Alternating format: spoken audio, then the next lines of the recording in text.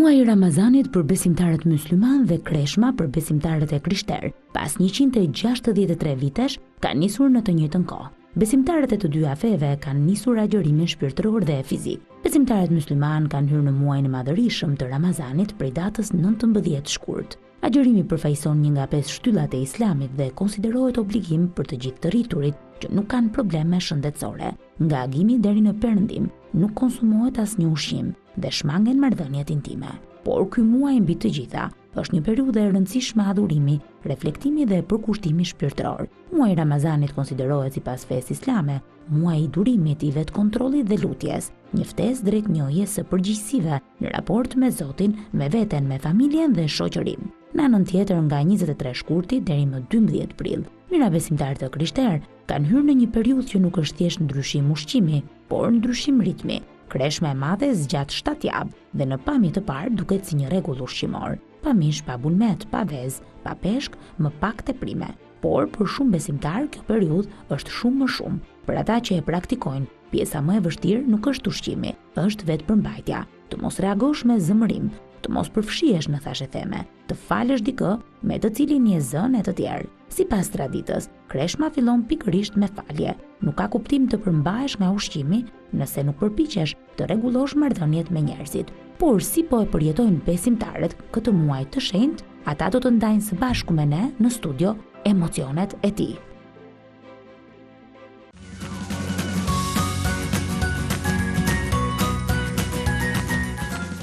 Dhe me mua në studio, pikërisht për të treguar formën e tyre të agjërimit, sepse jemi në këtë muaj pas 163 vite, si kundër u citua edhe në material, muaji i Ramazanit dhe kreshma e madhe janë në një muaj. Dhe patjetër që është një moment i bukur për ta ndarë me ju për dy format e agjërimit, për dy tradita, por thelbi është i përbashkët. Pastrimi i zemrës, vetëpërmbajtja dhe afrimi me Zotin. Tani un kam bërë disa emisione kaq vite si për format e agjërimit nga besimit musliman, po ashtu edhe nga besimi krishter. Dhe pyetja që është shtruar këtu në studio nga besimtar praktikant apo jo praktikant ka qenë më afër me Zotin apo më afër, patjetër që afrimi me Zotin është i pari, më afër me njerëzit dhe kush është njeriu i vërtet? Ai që është në këtë muaj agjërimi, apo ai që është jashtë këtij muaji agjërimi?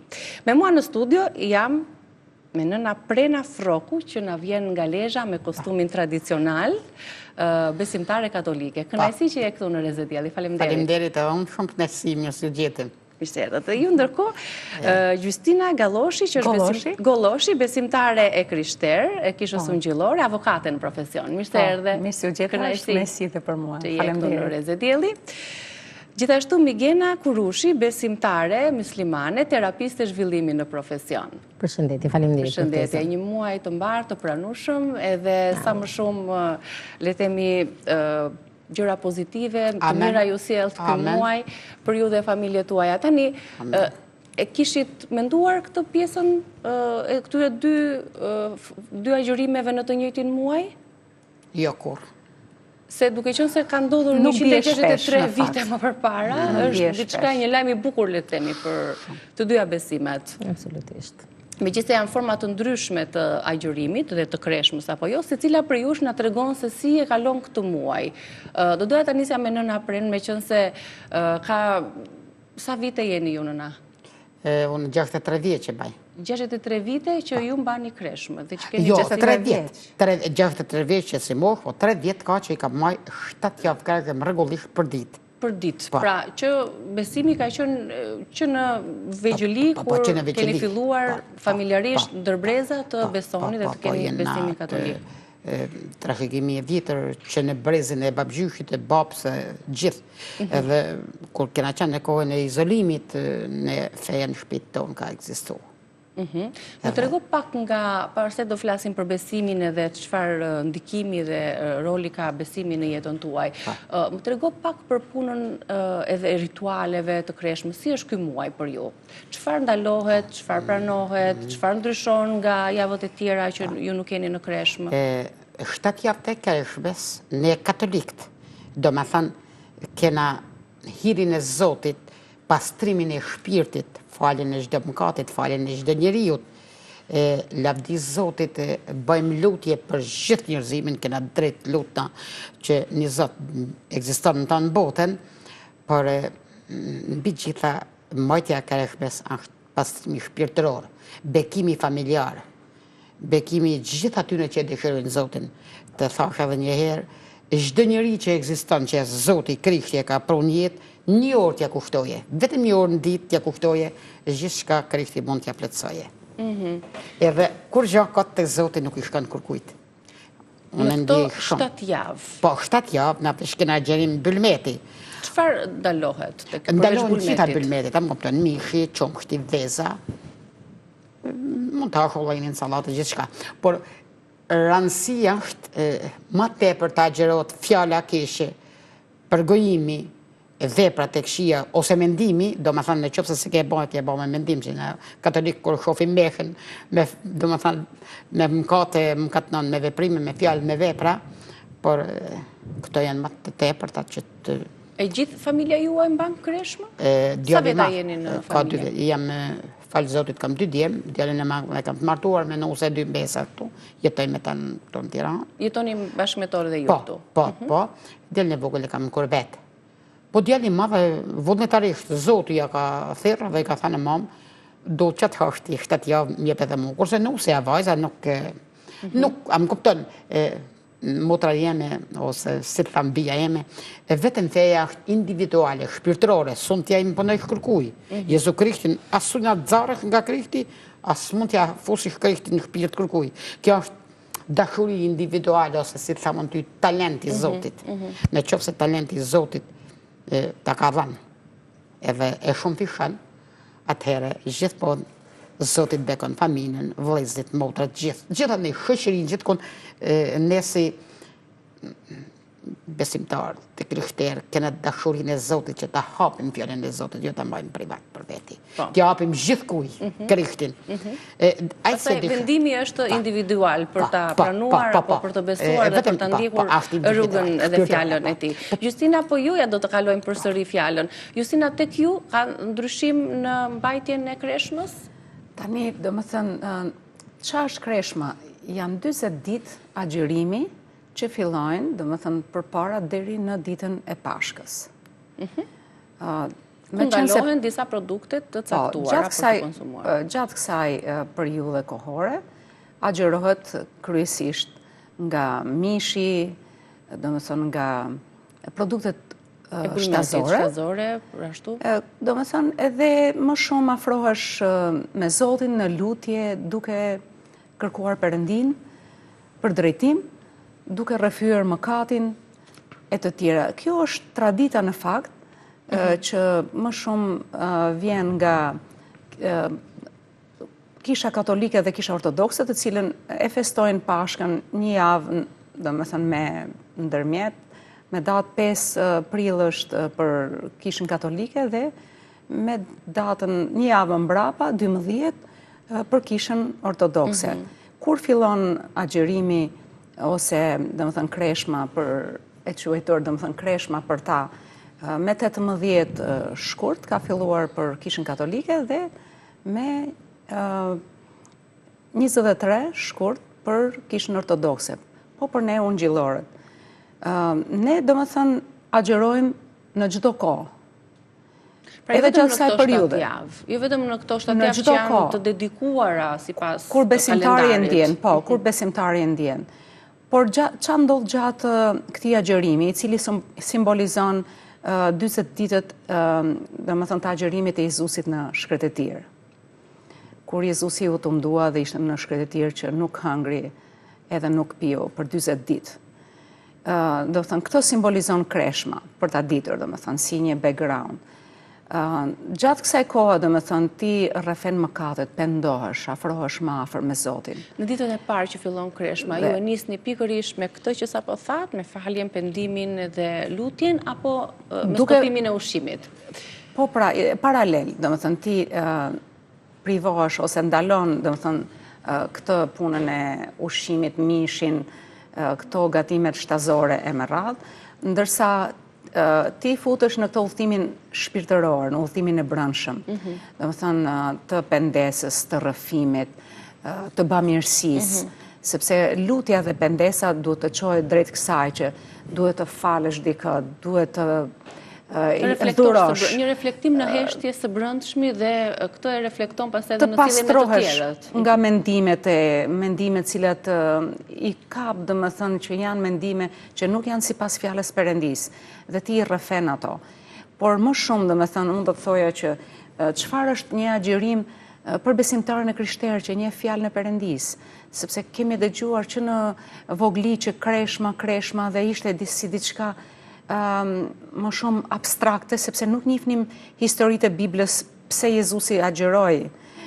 Nuk lexonim Biblën, se nuk lejoshe para 90-s.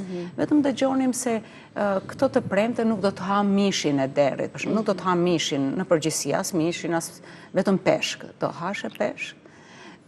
Po kjo nuk njihesh si kreshmë, pra thjesht domethënë dëgjoni që mos i konsumonit këto ushqime, mos konsumoni se është kreshma. Por nuk dinim, thoshte nëna, bëheshin të fshehura. Por do na tregoj për këtë pjesën. Nuk dinim as backgroundin, as Biblën, nuk njihnim shkrimin, fjalën, edhe nuk kishim dëgjuar për Jezusin, që Jezusi vetë ka agjëruar 40 ditë.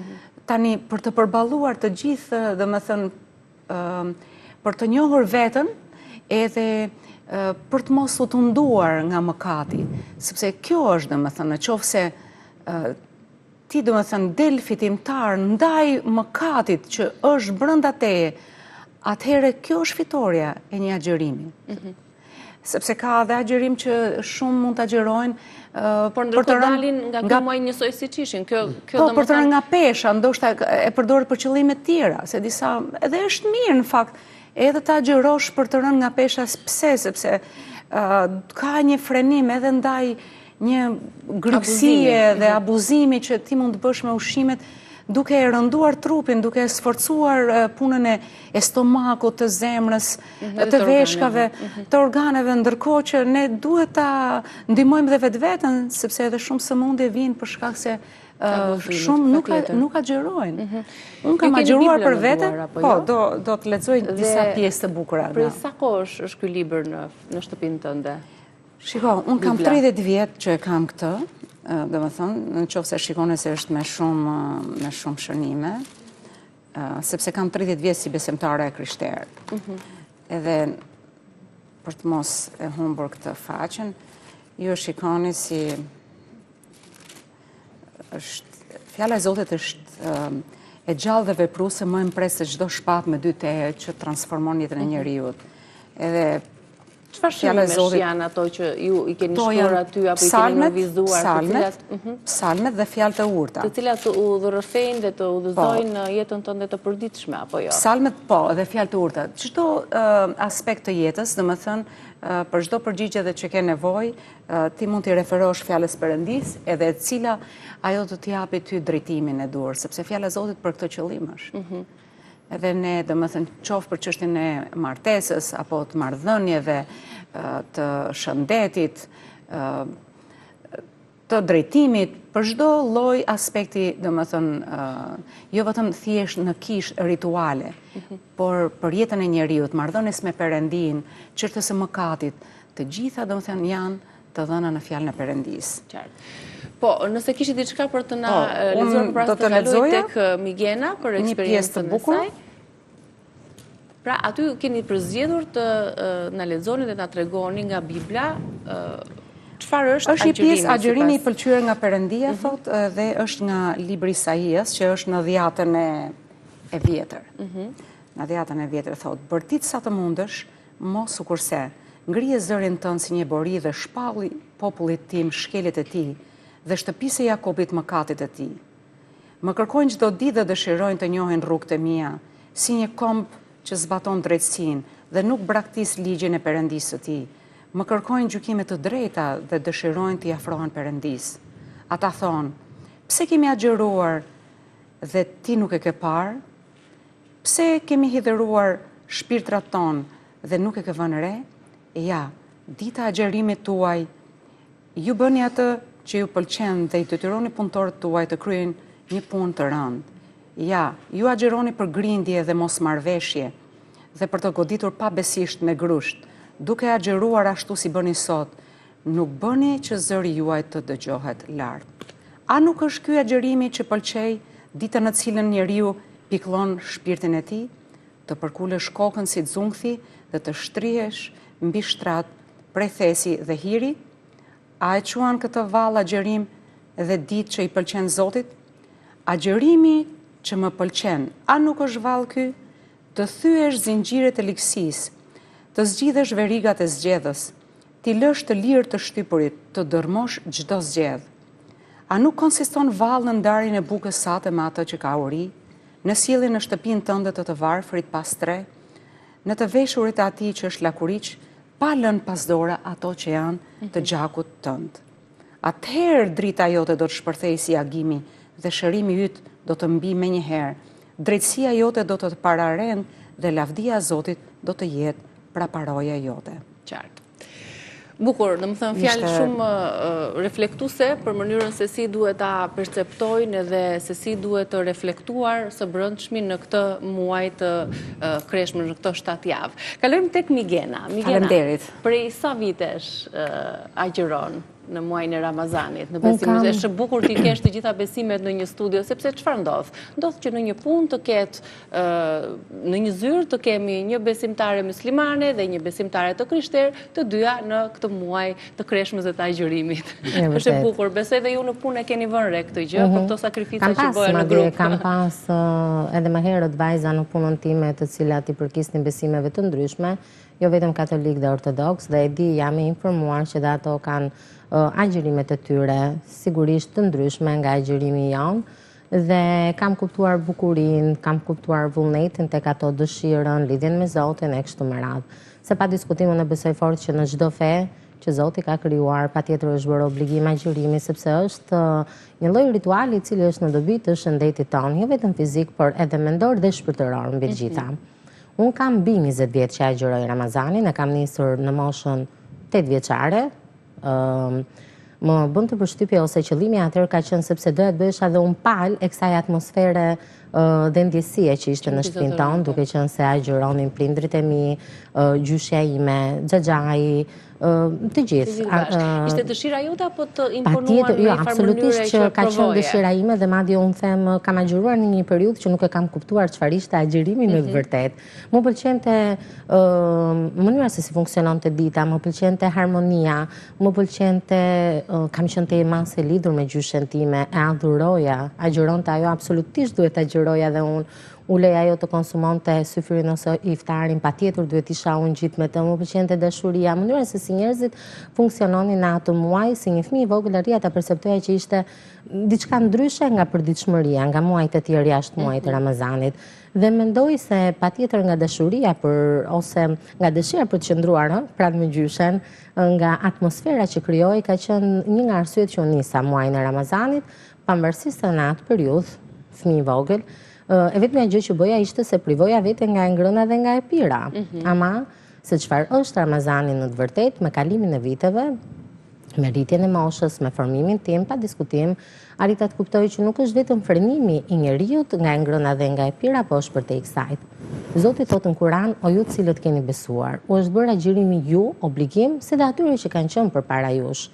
Agjërimi për gjithë ne që gëzojmë një shëndet mendor, spari, pastaj dhe fizik, është bërë obligim. Falë, me që se e përmënde agjërimin nga reshtat në Kur'an, me agjërimin nga reshtat që lexoi Gjustina, është mesazhi është i njëjtë? Me sa po dëgjoja... Me që e dëgjove tani të lexuar dhe... Kemi pothuajse të njëjtat gjëra, dhe nga nëna që po e dëgjoja dhe nga zonja, kemi pothuajse të njëjtat gjëra. Ka rënë nga obligimi i agjërimit të Ramazanit, çdo kush i cili ka një smundje fizike, duhet të konsumojë ilaçe gjatë ditës, pra sepse agjërimi nuk është të torturohet individi, është të përmirësohet ai në tërësi. Agjërimi i Ramazanit, sikur se e thash, nuk është vetëm privimi jon nga ngrëna e pira ose nga kënaqësitë e përkohshme, po themi, të kësaj bote. Agjërimi është përtej kësaj. Spari ne kemi agjërimin shpirtëror. Profeti Muhammed sallallahu alaihi wasallam thotë që nuk vlen agjërimi juaj në rast se ju, ta them shqip, po e fusni shpirtin gjuna gjatë ditës. Nëse ju debatoni, ziheni, ngreni zërin, krijoni konflikte, jeni të flak të zjarrt gjatë ditës dhe nuk ka ai agjërim vlerë. Edhe Zoti thotë, unë kam nevojë për ju që të hiqni dorë nga e ngrëna nga e pira, ndërkohë që ju nuk përmirësoni vetet tuaja. Ne kemi obligim fetarisht në rast, për shembull në një moment nervozizmi, në një moment të tillë, domethënë gjatë ditës që ne jemi agjërueshëm përpara personit që ne na nervozoi, thot profeti alayhis salam, ke obligim të thuash 2 herë, unë agjëroj. Në radhë të parë ja kujton vetes tënde që unë jam agjërueshëm, stop, freno pak, sepse këtë ka qëllim muaji Ramazanit, të të përmirësoj. Atëherë, meqense më pas vazhdoj mendimin, unë e bëra edhe një pyetje që tek fillimi i bisedës. Unë dua të di kush është njeriu i vërtet? Ai që agjëron dhe që ka sjellje të kontrolluara, që ka reflektuar, apo ai njeri që mbaron Ramazanin dhe vazhdon muajt e tjerë sjelljet? Dhe herën e dytë ne e themi që unë agjëroj për t'ia bërë të ditur dhe tjetrit që unë tani duhet të frenohem, sepse këtë qëllim ka dhe muaji Ramazanit. Kjo përsa i përket agjërimit shpirtëror, por kemi dhe agjërimin mendor, po themi, i cili na kultivon mirënjohjen, na kultivon empatin, na kultivon vetbesimin, sepse ne kemi agjëruar si besimtar musliman dhe gjatë verës, e cila na ka rënë 18 madje dhe 20 orë në ditë që të trish pa ujë, pa bukë dhe vetëm për hir të Zotit. Kemi edhe një hadith profetik që thot profeti alayhis salam që punët e njeriut janë sipas qëllimit dhe çdo njeriu i takon ai që ka patur për qëllim. Nëse ne kemi vërtet me agjërimin tonë, kemi si qëllim të kënaqim Zotin, të arrijmë kënaqësinë e Zotit, patjetër që inshallah me shpresë Zotit e kemi marrë shpërblimet tona. Ky është agjërimi mendor i cili të zhvillon vetbesimin, të zhvillon ndjenjën e përkatësisë, të individualitetit, vetkontrollin mbi të gjitha, sepse aty e kultivon më shumë ti aftësinë e vetkontrollit. Pra agjërimi duhet parë si një shkollë, po themi ne besimtarët muslimanë, si një shkollë 30 ditore, e cila na ndihmon jo vetëm të vetkontrollojmë veten nga ajo dëshira e etshme për të ngrënë, për të pirë, për të konsumuar gjëra të ndryshme e të tjera. Po bravo. Pra në tërësi. Pra duhet kujdesemi për trupin ton pa diskutim, për shpirtin ton, por edhe për mendjet tona. Dhe këtë ka qëllim muaji Ramazanit. Gjithashtu thot profeti alayhis salam, ku duhet ta kuptoni, si e kuptoni ju që keni dalë me një agjërim të pranuar, sepse nuk është se vjen Zoti dhe na e thot po ty të pranuar agjërimin. Kur ne kemi arritur ta modifikojmë veten tonë, pra migena para Ramazanit nuk duhet të jetë migena pas Ramazanit, nëse është ajo nevrikja, ajo që acarohet shpejt, ajo e cila del nga vetja e tjerë. Nëse ti ke arritur gjatë këtyre ditëve, ke bërë sepse instinktivisht të krijon një lidhje ndryshe me Zotin. Sa që unë them shpesher, dikush që nuk e provon, unë nuk arrit dot sado që të përpiqem t'ja përshkruaj bukur, mirë, pastër, nuk arrit dot t'ja përshkruaj se cila është madhështia e muajit të Ramazanit. Duhet ta provosh, që duhet ta jetosh që dhe të më kuptosh. Dhe nëse ne arrit të modifikuam gjatë këtyre 30 ditëve, atëherë po që jo vetëm kemi dalë me një agjërim të pranuar, por ti je ky në të vërtetë, ti je një njeri i mirë që mund të kontrollosh veten pa diskutim dhe për hir të Zotit, se për hir të njerëzve ne mund të bëjmë shumë gjëra, por mendoj se për hir të Zotit mund të bëjmë akoma dhe më shumë. Më afër me Zotin dhe më afër me njerëzit. Do vazhdojmë diskutimin pas një ndërprerje të shkurtër publicitare. Rikthehemi përsëri. Kisha disa gjëra. Patjetër, kur të kthehemi.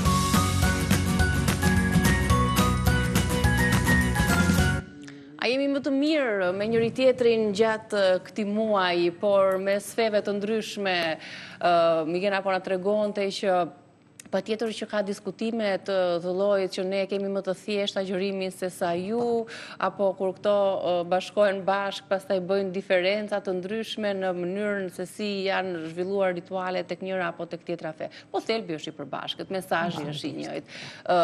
Edhe në rrjetet sociale kemi lexuar të tilla, apo jo, meqense në rrjetet sociale, në takime fizike, gjithkund. Shpeshherë njerëzve i duket shumë e lotshme agjërimi ne besimtarëve musliman, si mund të qëndroni ju.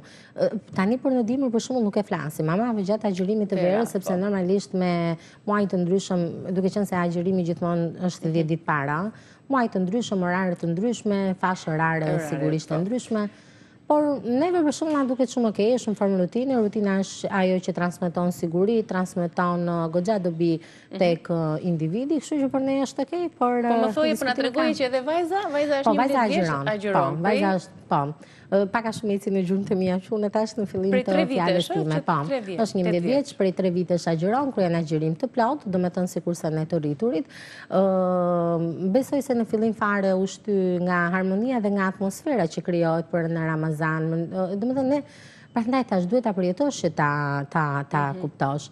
Agjeron. E përballon mirë, duke qenë se është në shkollë, do të zgjohet herët. Madje ditën e shtunë ishte e ftuar në një ditëlindje dhe përkoi dita e dyta e tretë e Ramazanit. Edhe i them, asha i thash mund ta prishësh, sepse është festë, edhe plus që nuk je në obligim sepse je e vogël. Dhe okay, tha, shkoj, festoja, vjen dhe i them, e prishe Ramazanin sot? Jo, tha sigurisht që nuk e prisha. Pra e shef se diçka shumë të shumë dhe diçka që po duhet të vendosur vetë. Ndërkohë, veshjen Shamin e vendos vetë? Jo, absolutisht, sepse sikur se vendosi vetë me bindje të plot për të agjeruar muajin e Ramazanit, do doja që çdo praktik fetare në vazhdim, qoftë namazin, qoftë veshjen e tjerë ta vendoste vetë. Madje duke qenë këtu si e ftuar për pjesën e Ramazanit, por edhe si specialiste e fushës, unë do dëshiroja shumë që dhe prindrit i lejonin fëmijët ose të rinjtë të sotëm të jepin hapësirë që të merrin ato vendime ose të donin të agjeronin, nëse të donin të mbanin kreshmën ose sipas besimit tyre fetar familje, absolutisht që t'i lejojnë sepse ka dobi të panumërta, sidomos tek ata, sidomos me këtë rini që është sot. E të tjerë. Pra, është shumë e dobishme për ta dhe nuk ka pse. Nëse fëmija ndjen gati, nëse fëmija e ka besimin tek vetja dhe forcën që mund ta bëjë, pse jo? Dhe e lehtëson brezëri është një brez konsumator. Duke marrë vendimin, do jam mbështesh. Patjetër, një thirrje pse të rinjt dhe fëmijët e sotëm duhet të jenë më afër me Zotin në këto kohë të vështira që jetojnë. Për shkak sepse ka shumë, domethënë, rreziqe tani ose nevoja dhe më thënë që të kthehen dhe të mendojnë, të meditojnë për Zotin, duke ditur edhe rëndesat që vinë drejtim, dhe më thënë në drejtimet të ndryshme drejt tyre, ngarkesat që kanë nga ana psikologjike, gjithashtu edhe mungesa e besimit, dhe më thënë tek ata, i çon drejt vendimeve të gabuara, kështu që ata kanë nevojë, dhe më thënë, për orientim, në qoftë se në familje nuk e bëjnë, është mirë që ata ta agjerojnë, të mendojnë për krijuesin, të mendojnë për vete. Nuk po them që ta agjerojnë me ditë të tëra, sepse janë mosha të re dhe nuk dua të keq drejtohen nga kjo studio, por do të thënë në një ditë njeriu nuk vdes për një ditë që s'ka ngrënë. Më kupton, ata ankohen që nëse s'ka ngrënë një vakt, vdiqja për të ngrënë, po prinsi nuk vdes njeriu kështu dhe më thënë. Qartë, tek agjerimi, po dhe tek besimi, duke qenë se Migena e preku pak më parë në këto kohët e vështira ku dhe autoriteti edhe i prindërve dhe i mësuesve është vënë pak në pikpyetje. Referuar nga puna ime e përditshme, unë kam shumë prindër të cilët më thonë nuk di çfarë të bëj, nuk di se si t'i flas, nuk di se si ta drejtoj. Pra ka humbur pak autoriteti prindëror ka fëmijëve dhe të rinjve. Po flas 10 e sipër. Dhe absolutisht që drejtimi me Zotin, të drejtuarit të fëmijës, të njohurit të fëmijës ndaj Zotit, të njohurit të autoritetit të Zotit e të tjerë, absolutisht që fëmijën do ta bëjë më të mirë, më të dëgjueshëm, më të disiplinuar. Na ju nuk i keni patur këto probleme me fëmijët në kohën tuaj kur i ka qenë më të vegjël? Në kohën tonë asherë unë kena qenë 8 fëmijë, fal Zotit, 3 vëllezër, një vogël na kanë rrujet. 8 fëmijë, baba dhe nana, babave ishte punëtor, punonte në miniere. Por kur s'kena pas gatresa zgjan. 8 fëmijë në arrit me bukë e pa bukë. Asherë s'mat me ta kundërshtohim prindin. As prindin as mësuesin, u lavdi Zotit, do më thënë, mësuesi ka qenë edukator. Edhe ta mendosh që atër ka qenë shumë e vështirë për të kryer praktika fetare. Ka zënë vend fjala, po, e vërtet ka qenë e vështirë praktika fetare dhe ju lutit i bënit? I banim shehura. Myllshim një pengjere aty me një plasmasë, s'kishte shtëpie, jo si janë vilet sot. Për prindit, dhe më thënë, babgjyshi i ndiri, baba i ndiri dhe nana, u lutshin gjoja dhe na rrishim urt. Por as një fjallë na këshillohin se mos të regonit e shkolla, se po të regonit e shkolla merte, u ekfin nga puna, u ekzekutoshin, u jepshin emnin kolak, gjithë shka u bate, por gjithmonë që në fëmijëri, kena lutë festën, pashket, krishlinjen, shënkollin. Edhe pse nuk lejoheshin të... Gjithmonë fshehura.